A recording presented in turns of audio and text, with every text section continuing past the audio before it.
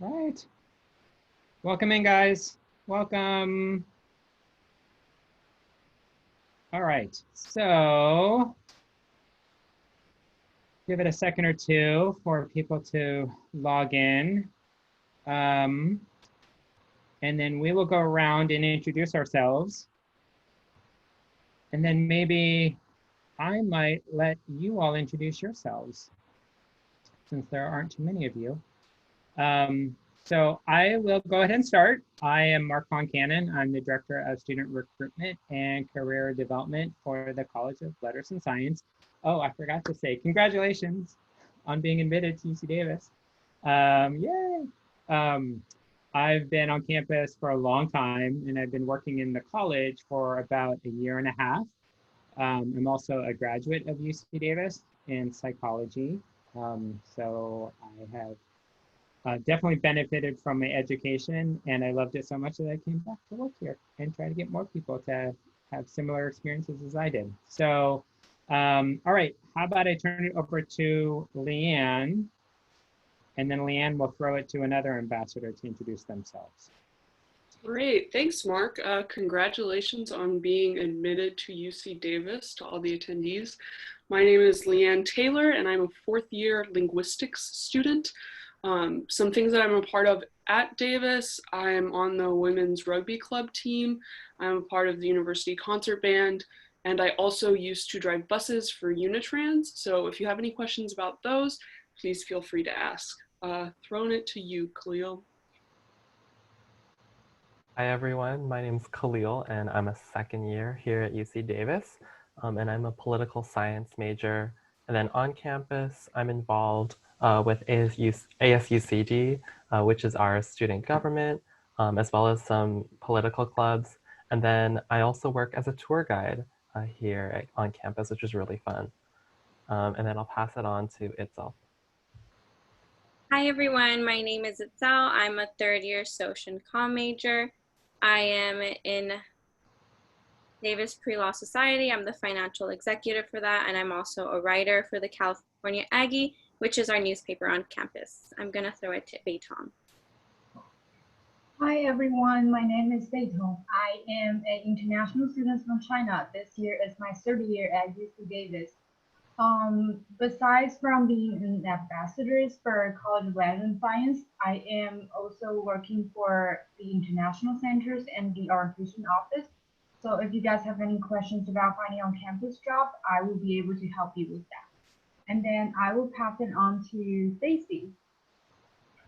Stacy is our awesome captioner. She is getting everything we say for you guys today. So, all right, so we do have the Q&A feature turned on. So why don't you guys first tell us, maybe you can use the Q&A feature, what your majors are. So if you want to maybe use the Q&A to just tell us what your majors are, then we can maybe talk a little bit about those programs. But certainly if you have questions, use the Q&A feature. And I guess I'll also say, if you're participating here, if you do have questions and you'd rather just ask the questions to the panelists live, to just let me know. Use the hand raise feature if you have a question, and then I will unmute you and you can ask your question to the panelists themselves. Okay, cool. We do have a computer science major. Awesome. Welcome. We can talk a little bit about computer science if you're interested. Oh, yay, undeclared. Awesome. Ashley, I actually started as a mathematics student before I found linguistics, so made it through the calculus and linear algebra and then was like, this isn't for me, so kudos to you. I'm glad we have some undeclared students.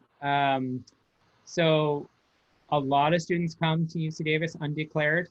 In fact, probably the majority of students who come to campus, even with a declared major, are also maybe undeclared or maybe undecided. The national statistics for the national statistic for changing majors is about 75% of students. So, you know, it's very common for students to either not be sure about what they want to major in or actually change once they get to campus. Do we have any questions for our panelists, or should I just start asking them my own questions? Yeah, and Mark, if they don't have any questions, I can speak a little to being an undeclared student. Yes. I have a friend who was. So for undeclared students, if you're feeling a little bit worried about not knowing what you're going to do, a friend of mine was undeclared, and she kind of figured out what her interests were by taking the general education requirements.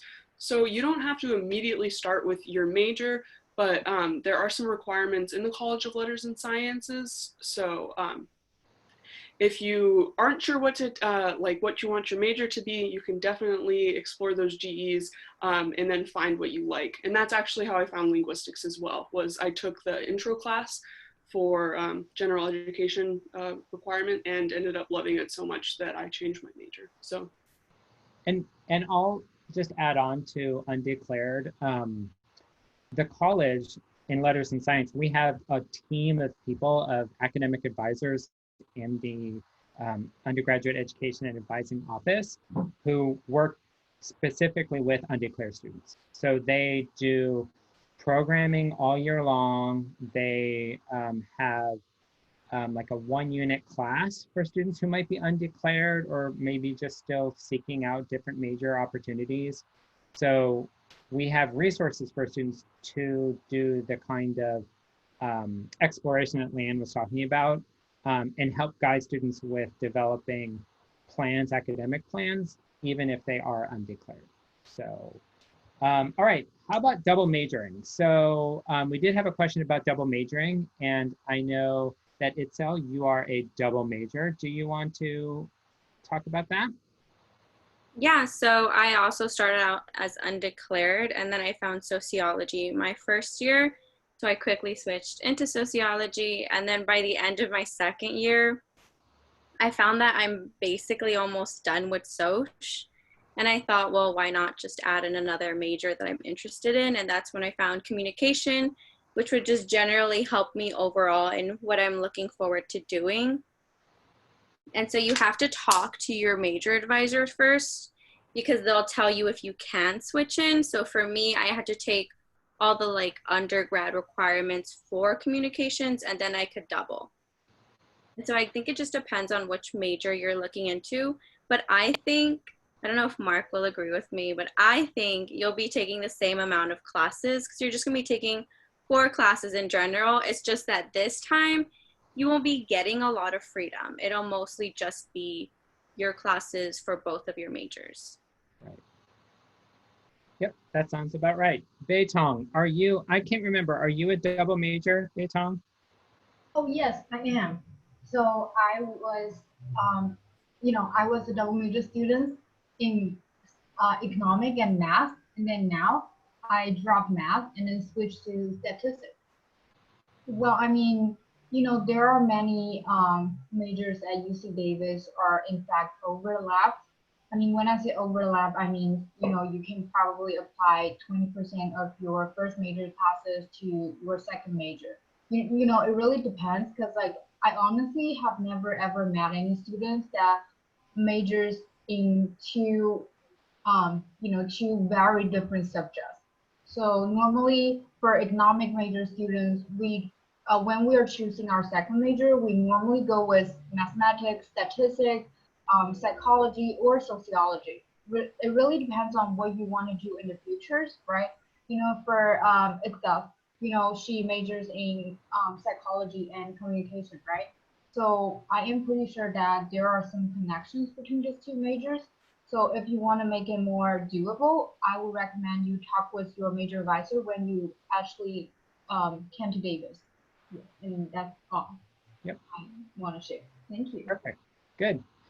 All right, so we do have a question about changing majors and specifically to biological sciences. And so I'll answer this question generally, and maybe Leanne, you can talk about your experience too and what that process looked like, because you you switched from a STEM major to a social science major, but generally on campus, it's relatively easy to change your major. UC Davis is probably one of the UCs that makes it the most easy.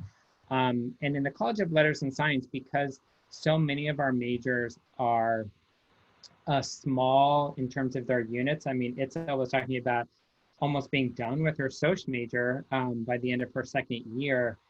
A lot of students can find the ability to either double major or, once they change, particularly coming into the College of Letters and Science, it's relatively easy to do and won't set you back in terms of finishing on time.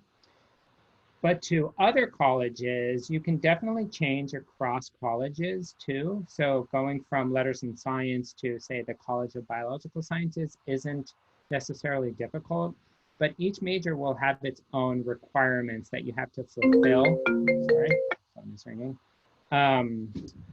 You have to fulfill before you can actually declare a new major. So that's, and that'll be major specific. And then different colleges also have different college requirements as well. Leanne, do you want to talk about the process, like how it actually works for changing your major? Sure. So I don't have any experience changing from like College of Letters and Sciences to College of Biological Science, but the process of changing your major is actually, like Mark said, pretty simple.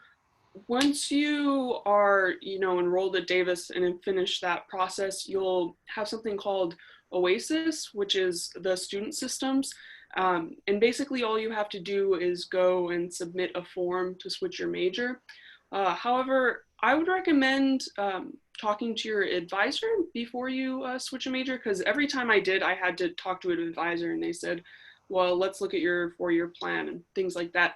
But I see there's a question here about already knowing that you want to switch your major. What should you do going into your advising and orientation session? I would definitely talk to your orientation leader about that. And if you have like an advising session with like a staff, tell them about that as well. I honestly don't know what they would recommend you doing, but I can imagine that it would just be, they would take that into account and kind of tailor your first quarter schedule around that. And then in your first quarter, you would be able to go and talk to an advisor about switching your major in the system. Because for a while, I wasn't a declared linguistics major, but I was taking classes towards it and then officially changed it in the system. Hope that helps. All right. So the follow-up question to the changing majors is whether or not classes are capped or are impacted. And by and large, no, but it really also depends on the major you're looking at. So in bio-sci, some of those classes, especially in the first year or two, they're going to be really large lectures. And a lot of students across multiple majors and disciplines are going to be taking those same classes. And so they're 300-400 students in, Bio 1A or Chem 2A or Math 16A. So are they impacted? Not necessarily. Again, each major will have its requirements that you need to change into. Khalil, you changed your major. I know you changed within poli-sci, but what did that look like for you? Do you have anything to add about changing majors or your experience with that? Yeah, it's really simple, and actually, like itself, I'm going to be done with my major around like next quarter in the fall. And so I'll also have to add a major, and just the whole process is really relatively simple. And especially when you get to meet with an advisor and you make that appointment, they make the process super easy. They'll go over which classes you might need for your new major, and what classes you have already taken that can apply to your new major. And so honestly, you don't have to worry about that. If you know you want to switch, that's something that you'll be able to do. The only thing is, and Mark, you can fact check me on this, but I believe for your first quarter, you cannot change your major. So you have to wait 1 quarter your first year.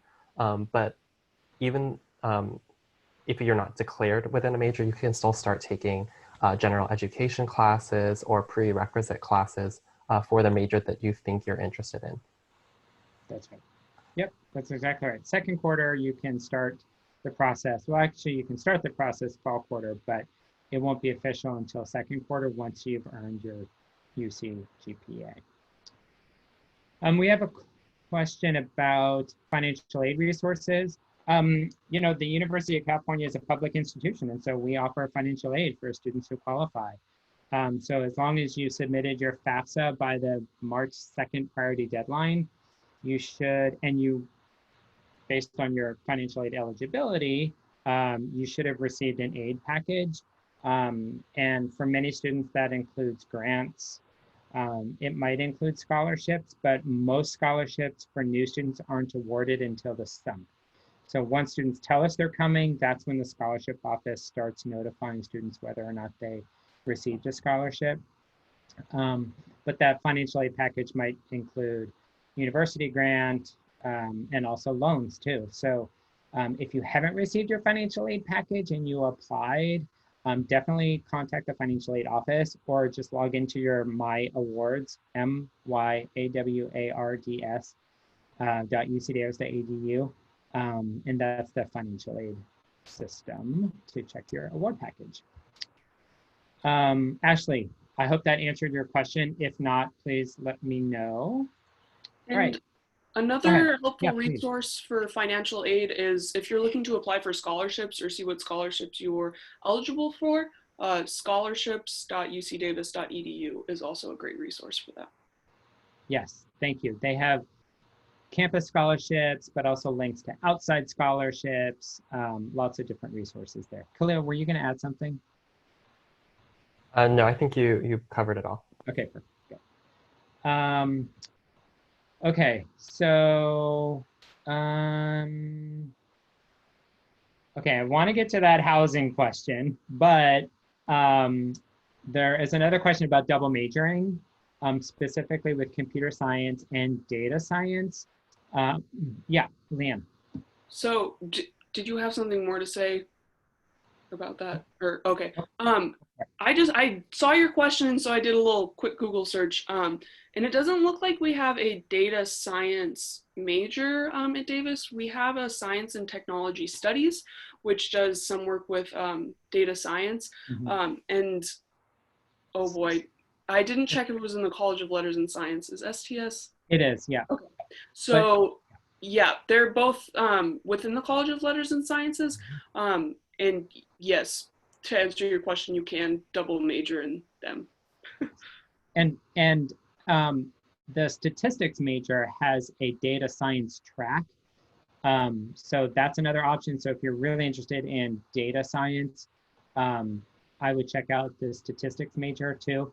A lot of students in computer science do double major, but as what we've been hearing, they often tend to be similar. So computer science and like statistics, there's going to be some overlap, which makes sense for a double major. And so data science, yeah, I think that would be a good combo.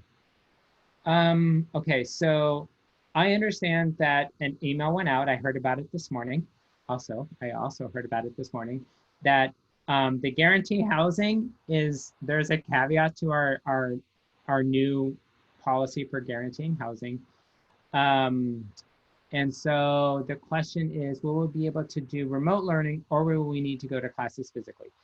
So that is also still to be determined. You know, the situation is still very fluid. And so we don't know if classes are going to be in person or if classes are going to be remote or if we do both. It might be that we have kind of a hybrid approach to classes in the fall. So we don't all know the answers to that yet, but people are working on it, on working on some of those questions. So hopefully we will know soon, and hopefully you will know soon as well. But for now, the plan is to be in person in fall. At least we had not heard anything different. So hopefully that answers that question. why don't the four of you take a second to talk about your experience with doing this remote learning? Itzel, do you want to go first? Sure. I'm sorry to put you on the spot, but It's definitely not the same. Yeah. I'm very much a person that's used to going to a bunch of meetings and going to classes regularly, waking up at a certain time regularly, because I need to be there. And so without them, I have not been caught up on my readings. And so it's not the greatest, but it does teach you how to self-discipline yourself, Yeah. which is something you need. So like recently, I've just put aside the weekends for mostly doing all my readings and all the schoolwork that I have to do. And then during the weekdays, I'll study for midterms. And teachers are pretty accommodating at this time. One of my professors just straight up gave everyone hundreds on our midterm. I'm not saying all of your professors are going to do that, but yeah, he did that. And then he's just giving us feedback. And then other professors are just giving us essays instead of midterms because they don't like this situation more than you like the situation. Yeah. Khalil, what's your thought? Yeah, I'll add on to that and just say that even though it's much different than having in-person classes, like it's all said, professors are very accommodating, which is nice. And so even for different live lectures, they're usually recorded and they're posted afterwards, just to make sure that everyone is able to access all the different course materials. And I will say that even in this different format, I do still feel like I'm learning.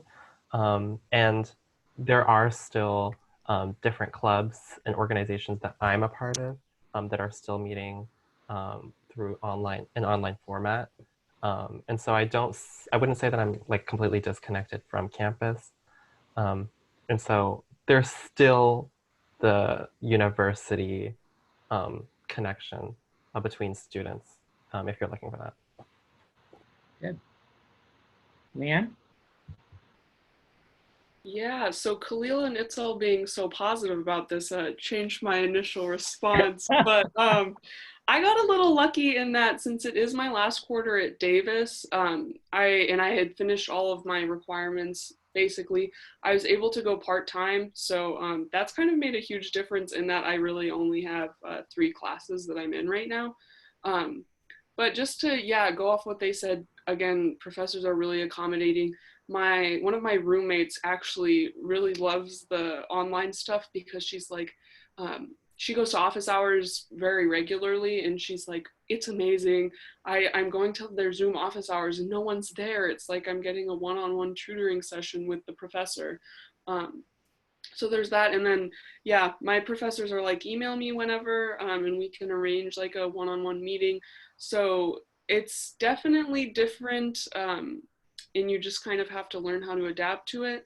I think what Itzel said about time management is super pertinent because you can get behind really fast. But now that I'm not out and about going everywhere and biking to classes, I do have more time to do my class readings, which is something something that's a little different than the regular school year. But what do you say? What do you think about it, Beitong?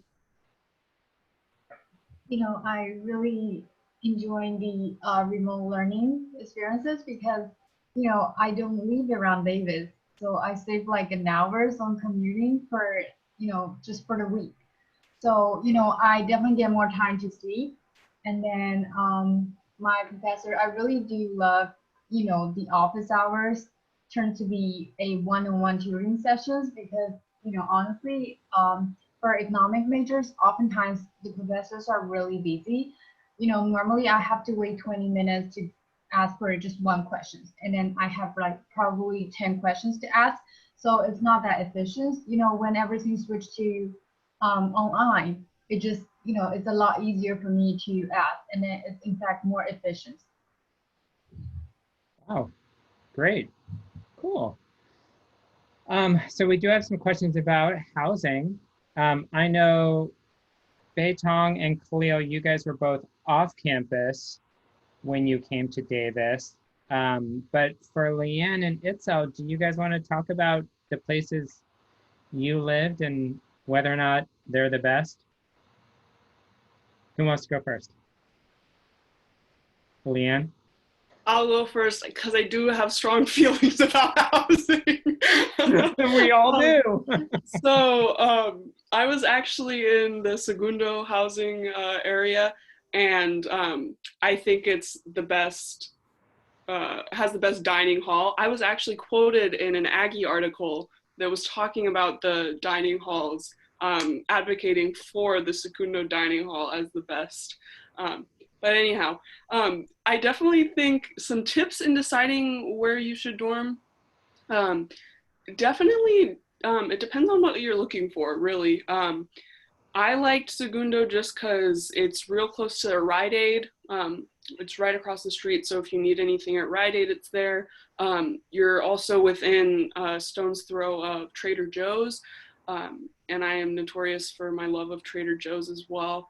And Segundo is also on campus, so you have like all of that working going for it. It's also the closest to the Arc, so if you like heavy metal, pumping iron, and getting your sweat on, that's right about a couple minutes away.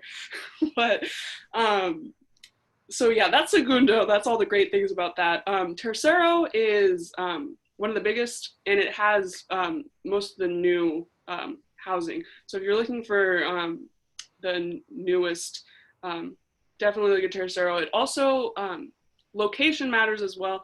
Tercero is close to the science lecture hall, as well as the science lab building. So if you're taking like those beginning lab courses, or like early morning science lectures, Tercero is real close to those. And then Cuarto has the suite style living. So if you want more space, I guess they have like dorm tours on YouTube that I recommend looking into if you're undecided. And there are they just built a new Cuarto residence hall. So you could be like one of the first students to live in those dorms. So all of them are great, but Segundo is the best. Itzel, what do you say? Well, Leanne summed it up pretty well. Another thing is that Cuarto is off campus, right? It's like not off campus, but it's off campus. It's like next to campus. Yeah, but it's also right by Trader Joe's. I'm just gonna reiterate that Segundo is the best. Sorry, Mark. It's the truth. We do have the best dining halls. Like, guaranteed, if you get into Segundo, you have the best dining hall. People from Tercero would come to our dining halls. And so it would start no, like we're the best, obviously. And then I want to say we have like 1, 2, 3, 4, 5. It also depends on what you want. Do you want a living learning community? Do you want the new ones? Do you want to be the first in the dorms? Like, it really just depends on what you're aiming for. Yeah. I'm just going to also quickly jump in. I believe for this upcoming year, you cannot choose the specific residence hall area on your housing application. But with that being said, they all have pros and cons. But you can choose to live in a living learning community. And so what is that, you might ask? A living learning community is basically a floor that is dedicated to a specific theme. So for example, we have an environmental floor. And so all the students on that floor are really interested in environmental issues and sustainability. We have a quiet floor. We have an African diaspora floor. So there's a lot of different communities that you can choose to live in. So that's also a really great way to be around a community that might be really meaningful to you. And then also, I know they're talking about the dining commons. You can actually go to any dining common. So even if you are in Tercero or Cuarto or Segundo, you can go to any of the different dining commons, including the newest one, which is called Latitude, which serves international cuisine. It's And really good. where is Latitude? Latitude is right by Tercero, so there's pros for that. No matter which residence hall area you're in, as an off-campus student, I can say that they all pretty much have similar perks. And so you're not going to get monumentally more from one residence hall area than another. Yeah. They're all very close. You can bike or walk or scooter or skateboard all over campus from any of them just fine. Okay. Let's see, we've got a question about film studies, and we don't have a major in film studies, but we do have a major in cinema and digital media. Yeah, thank you. That's the new major, cinema and digital media. And it's totally possible to double major with cinema and digital media. I will now refer to it as CDM, so I don't have to keep saying it. So if you want to major in CDM, you can also double major in just about anything else. What we hear from CDM students or from especially from the advising group in that area is that a lot of students do a double major with design or a double major with communication because they're learning about broadcast and how people receive messaging and those kinds of things. So yes, there are lots of opportunity, and there are internship and the arts programs at Davis, and CDM is part of the arts group of majors. They're all very hands-on, so you're going to be in labs and have studios. In fact, most of the classes are studio classes anyway, so I hope that answered that question. And same thing for art. Yeah, go ahead, Leanne, please. Yeah, and for film studies, just to add on to what Mark said, I do have one of my close friends is a major in that, and like Mark said, my friend is doing a double major with communications. And then opportunities, there is a short film club at Davis. I don't know what it's called, I'm sorry, but there's a club on campus where people can write, produce, direct, all the film stuff for short films. And in the past, they've like presented the short films at UC Davis Film Festival at one of the movie theaters downtown. And yeah, that's a really cool thing. And so while we did do away with the film studies major, we converted it to CDM. We still also have a film studies minor. So students can minor in film studies and really focus on the film aspect, whereas CDM is going to cover production and lots of other things. So you can do film studies as a minor, connected to just about any major. Did anybody do anything in the arts? Has anybody taken any art? Yes, Khalil. Not classes. Okay. Although I've been around a lot of the different arts departments because I was a theater kid back in high school. And so I was involved a little bit with one of the clubs on campus that does theater productions. And just for arts in general, there's a lot of opportunities outside of classes, which is why there's so many students who get involved, even if you're not an arts major. So for example, we have our UC Davis Design Museum, our basement gallery, and both of those are actually curated by undergraduate students, and they showcase undergraduate pieces. So there's a lot of opportunity to have your work actually be displayed. And then again, just really want to emphasize studios. We have a lot of different studios for arts classes, very hands-on. Actually in the art building, it's kind of fun to just walk through the first floor because you can see all the different ceramics, I believe, is on the first floor. And it's really cool to see students making different sculptures and are participating in classes with these really cool studios. So you'll have a lot of opportunities to have your work displayed and then get involved outside of classes. Yeah, and then as far as the classes go, again, I haven't taken one, but I know people who have. And so typically the ones that I've known have been in like portrait classes or drawing classes. And so what you can expect is that on the syllabus or the teacher will tell you to buy certain materials for that class.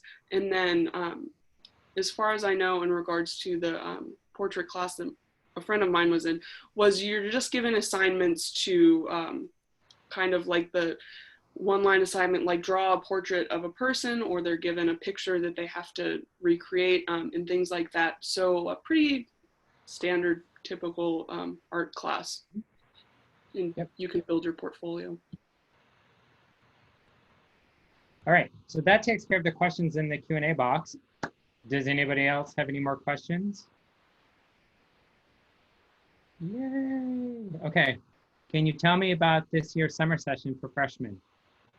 Does anybody know what's happening with orientation? I do, but I would like if anybody, Khalil, tour guide Khalil, do you? I know a little. I know Beitong actually works for Yes, orientation. Beitong. So maybe Beitong can answer better. So for this year, since everything will happens online, so there is a platform called Aggie 101. You know, all the freshmen and all the first year students should have complete Aggie 101 before they came to UC Davis. We do have a summer start session, so I don't think orientation office is responsible for that.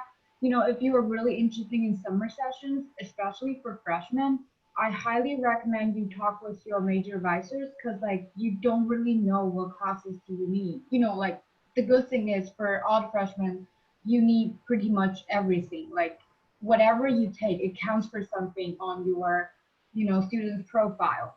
So please try to find out your major advisors contact information and then talk to the major advisors so you know what you need to take. Yep, I will just add on to that about Aggie 101. So I don't know who asked the question about summer session, but I'm maybe assuming you're talking about orientation. But if you are, Beitong did mention Aggie 101, and that is an online remote module program that has a lot of different videos and webinars and things like that for students to go through to get kind of a baseline level of understanding about what the campus expects of our students. And then once you complete that, as Beitong was saying, you actually do get a one-on-one appointment with an advisor. So once you complete Aggie 101, then you move into Aggie advising, and you are encouraged to make an appointment with your academic advisor. And through that process, you talk about all of the things we've been talking about: developing your first quarter schedule, looking at general education classes and also required classes, and making sure that it's a good balanced schedule for a new student. So that's what's happening for orientation. For summer sessions, so we do have summer sessions, and students can take classes during summer session, but I think what Beitong was saying is totally accurate in that it would be good to know what classes you should take, and maybe summer session before your fall first quarter isn't necessarily a great idea because you won't be able to talk to an advisor before then, unless maybe you do second session of summer session. So that might be an option. If you're trying to get ahead, I know students take classes at the community college, so that could be an option for you too. So hopefully that answered the summer session question. Do you guys want to talk about talking with or engaging faculty? So maybe before we went remote, like going into office hours, talking to them about conducting research. Has anyone worked with faculty on any projects or engaged with them on like a thesis or a capstone or anything like that?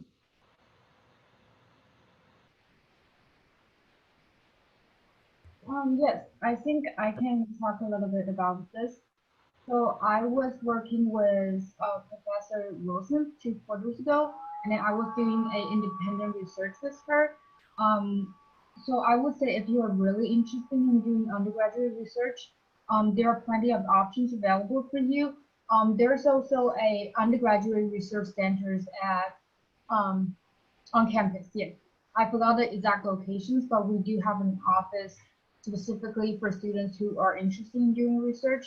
You know, it's important to talk with the faculties in your major departments because they are the person who are in charge of the undergraduate research, and then they will provide you the opportunity to be a undergraduate research assistant.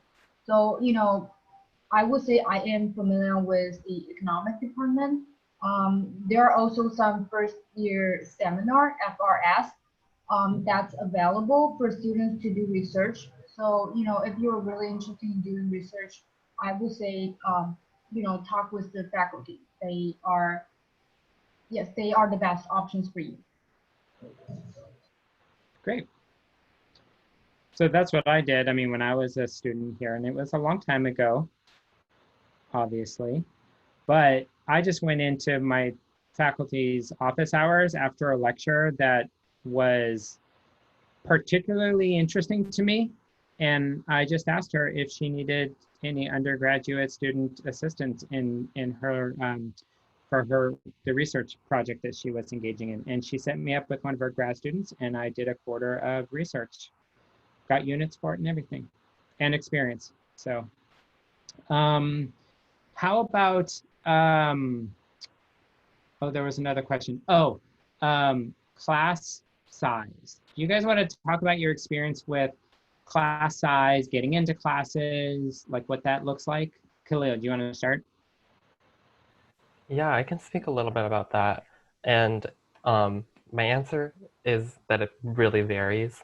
So some of your introductory classes for your very first year might be larger just because they're general education classes and there's a lot of students who might need them for prerequisites for their major. But honestly, as you get into higher education classes and the subjects become more niche, class sizes tend to get smaller. And one statistic I want to say, 70% of classes have 50 students or less. That's my little tour guide brain coming out. And so you'll definitely have opportunities to talk and make sure that you actually feel a connection with your professor. And then outside of just lectures, we also have discussion sections and lab sections. And those are sections that have smaller group sizes, more traditional classroom sizes, and so that you're able to actually feel like the TA or the professor is accessible. Yep. Anybody else? Leanne, what's your experience with, no? I mean, think Khalil summed it up pretty well, but personal experience, I think, sorry, the smallest class I've been in is like 10 people for my language class, which was intermediate German. And then like the largest class I've been in, again, was my lecture section, which was about 300 people. But then, like Khalil said, there are discussion sections that are the traditional class size, about 20 to 30 people. So it really varies. And it also depends on your major, because if there's classes that overlap in the upper division, you're still gonna see a lot of people. Like for example, I was like, cool, I'm in upper division linguistics, like it's just gonna be linguistics students, which was incorrect because cognitive science takes linguistics classes, psychology, communications, for example. So I think that really contributes to the interdisciplinary ideas that you get in class and that you can discuss with professors. So yeah, it really varies, but I personally have never had a problem with my classes being too large or being able to get in contact with my professor or teaching assistant. Do you guys want to talk about balancing your academics with all the other stuff you're involved in, because you're all totally involved in lots of other things. So like maybe talk about how much time you spent in class, like how many units, like what that means, and like how many hours you spend studying for a particular class based on the number of units. And then, you know, all the other stuff you do. Itzel, do you want to go first? It looked like you were pondering, so no, you don't want to go first? No, it's fine. I know that studying will vary. Like people will tell you you need to study a certain amount of hours for a certain amount of units, but studying will vary depending on your study habits. There are some people who can study like the minimum amount of hours required and they'll be fine. I'm not that person. I study a week before every midterm, every day. I read my notes every day, and I do this because I am best friends with my planner. So write everything down in a small notebook, take that notebook everywhere you go, get accustomed to checking it every day, and you should be fine. That's my advice. Yeah, good, perfect. Anybody else? Yeah, go ahead, Leanne. Okay, I just want to say, I am not the most organized person. However, I like to stress, this is me personally, everyone has their own philosophies, but mine is sleep over everything. So I need to get like the 8-hour minimum, but I'm usually like an 8 to 10 hour. And I just want to say, there's nothing more important than a good night's sleep, especially in your later years when you're knocking on 70. So that's that's my advice. Get as much sleep as you possibly can, because it's made me a lot more fun to be around in college when I'm bright-eyed and bushy-tailed, as opposed to running on a cup of coffee from the coho. So that's my personal advice. Khalil, what do you have to add? Yeah, I mean, good advice all around. I say what I do is just my Google Calendar, which I didn't used to have before college, but in college, like time management is so important. And there are so many things that I want to be able to have time for, whether it's my job, clubs, different extracurriculars, academics, study time. I want to fit that all in. And so as long as you have your time organized, you'll honestly be able to make it work. And then for your first quarter, just take it easy a little bit, get into the rhythm of it, see how you adjust to classes and to college. And then as you start to take other classes and go into other quarters, then you can ramp it up. Dayton, do you have anything to add? Yeah, I mean, I do agree with all of you. Like, time management is like the key for a successful college life. I mean, I do have 2 on-campus jobs. So, you know, like normally UC Davis requires students work no more than 20 hours per week. And then for full-time undergraduate students, that means 40 hours per week of learning, including the, you know, discussion, lecture times, and homework, etc. So I would say, you know, I always prioritize my, you know, academic first, you know, over the job, because I am a student first. Mm-hmm. So like if you don't find it possible to balance a work from your, you know, from your learning, then, you know, learn first. You know, don't just earn the minimum wage on college and then, you know, do bad. Yeah, so that's all I want to share. Okay. All right. We do have a question about, looks like a financial aid question, paying off debt. What's your advice when it comes to managing money and paying off debt? Does anybody have anything to say about that? I mean, I have thoughts, but Itzel, do you have something to add? Yeah, so I'm sure like a lot of you guys are already aware of this, but once you graduate, that's when interest starts adding up. So if you can pay off bits and pieces here and there while you're still in school, that's probably the best option for you. When it comes to managing money, you're going to be very tempted. Davis, they specifically target college students to get credit cards, to spend a bunch of money, to do all these other things. You will be targeted. And so I think the most important thing is just, if you have a job and if you can afford it, set half for loans, half for yourself. That's what I try to do. Yeah. Anybody else have? Yeah. So, sorry. Go ahead. So I would like to share some resources that's available on campus for students to manage their money better. So in South Hot at UC Davis, there are different workshops, and then one of the workshops is to help students manage money. And then we also have plenty of scholarships available. There are also financial aid available to students who have financial needs. And then there's also a program called Work Study. So if students really have trouble in paying their tuitions, you can probably check out the UC Davis website. Just search for Work Study Program, UC Davis, and then it will tell you the requirements to join the program.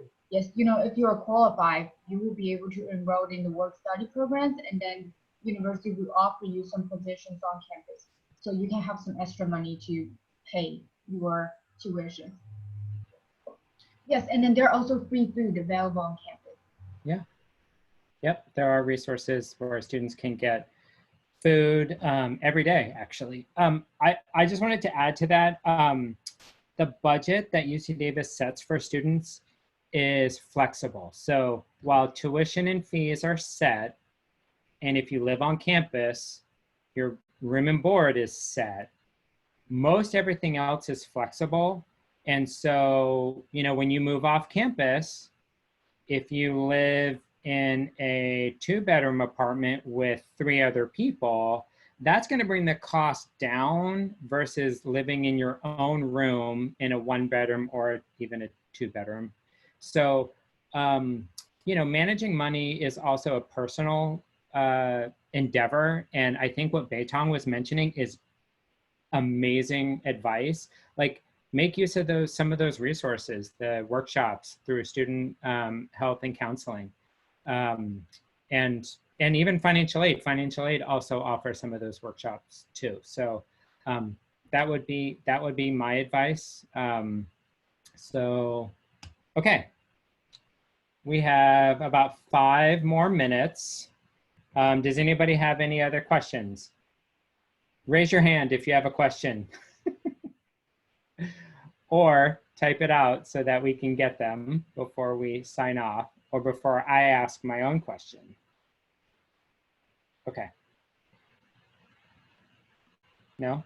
All right. I know a lot of you have had jobs on campus.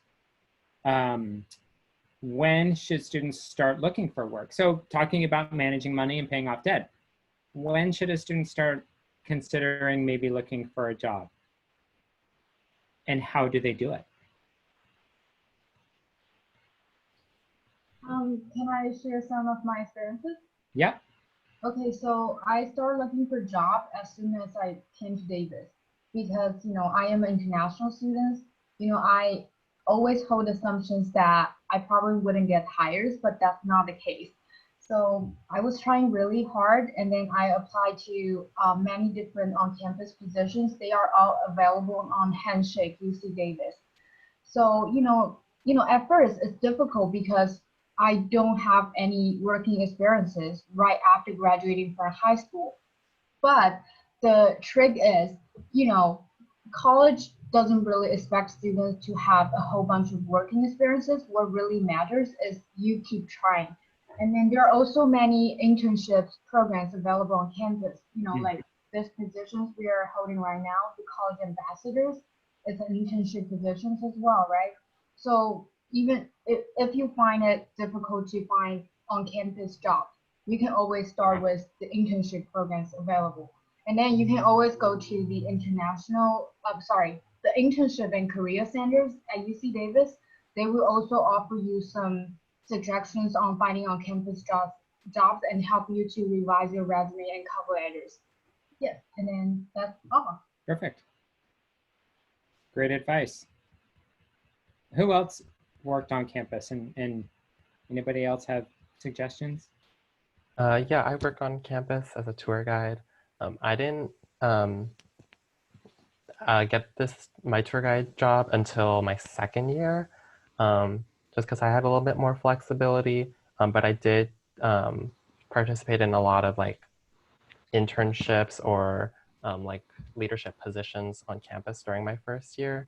And then I'll echo what Beitong said is don't be scared for applying for different jobs just because you don't have past work experience, because it is a college town as well as just a college campus. So everyone knows that, you know, you're just right out of high school or community college. So it's completely understandable if you don't have a lot of experience. And then another resource that Beitong touched on that I want everyone to remember is Handshake, which is our online platform that connects students with a lot of internship and job opportunities. And so that's definitely something to take advantage of your first quarter or whenever you want to get a job or internship on campus. Mm-hmm. So to that question about work study, work study is a financial aid award. So for students who are eligible for work study, it should have been part of your award package. And so if you don't see it on your financial aid package, then you might want to contact the financial aid office. But if you do have work study, the process works by you accept it, but then you go get the job on campus. It has to be on campus for work study. And then you submit the paperwork back to the financial aid office. And then basically what happens is rather your pay is done through the federal grant, through the work study grant. So that's kind of how that works. When is the deadline? Oh, I don't exactly know the deadline for accepting your financial aid, but it's probably close to May 1 if you're a first year admit. So if you're a freshman admit, it's probably close to the May 1 deadline. So that's that. Okay, do students commute? I know Beitong commutes, and there are lots of students who commute to campus every day. Probably the majority of students who do commute, and I'll let you talk about your experience, Beitong, but the majority of students who commute from outside of Davis do so because they live, like their families live in Sacramento or in Woodland or in Dixon. And those are just some of the surrounding communities. But we do have students who commute to campus every day. Beitong, do you want to talk quickly about your experience with commuting? Yes, I do. So you do really need to wake up an hours earlier than people who live around campus, okay? Because you're gonna drive, and then there are traffic between Sacramento and Davis, you know, all the time. It's getting worse, probably because Davis is getting more popular, which is a good news. So you know, like it's really up to you. I decided to live in Sacramento because, you know, I couldn't find the apartment I like the most around Davis, and then for those who I do like has a really long wait list, and I really don't want to wait. So I moved to Sacramento, and then you know it only takes me 20 minutes to drive to campus, so I believe it's manageable for me. You know, and then some students decided to live in Sacramento because, as Mark said, you know, their family live in Sacramento, and then they can save a whole bunch of money on housing if they stay with the family. Yes, but it's up to you. I mean, there are many great properties around Davis. You know, if you put in the effort to find one, you will be able to find one you like. Yeah. We have a raised hand. Yeah. Kylie, I'm going to unmute you so you can ask our panelists their question. Do you want to ask your question? Financial aid thing that you had said. Yeah. Yesterday we talked to financial aid and they told us that we're not supposed to do anything until after July 1st. Oh, do you mean accept your aid? Yeah. The grants have already been accepted. They were already accepted, but the loans, Right. And we're not supposed to do anything with that until after July 1st because they don't like to get confused between the years. That's what she told me yesterday. Oh, I see.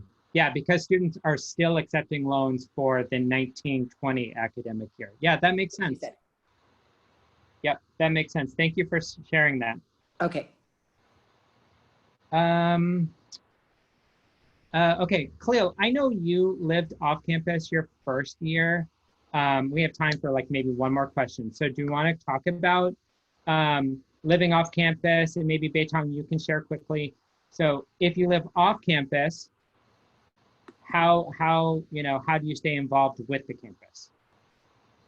Yeah, if you're off campus, whether it's because you're a transfer or you just want to live off campus your first year, you can still stay connected, especially through clubs is probably the easiest way to stay connected because clubs really want to have new members. They want to expand their membership and they want to have you in their club.